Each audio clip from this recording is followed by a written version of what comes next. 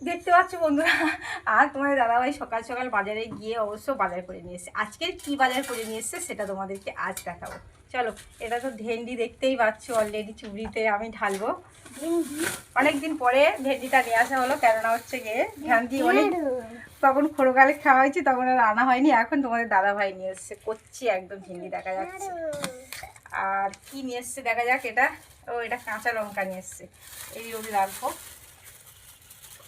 আর মাছের মধ্যে কি নিয়ে আসলো এটা অবশ্য দেখি।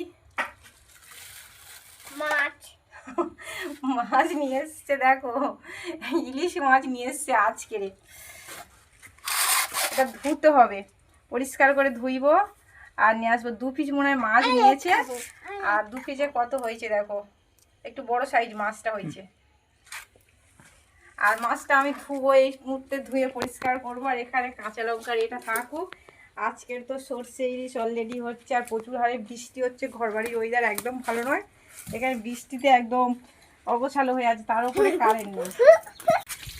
দেখো আমি এখানে ধুইছি, পুরো চকচকে পরিষ্কার মাছ, একদম পুরো শক্ত আছে, খুব সুন্দর।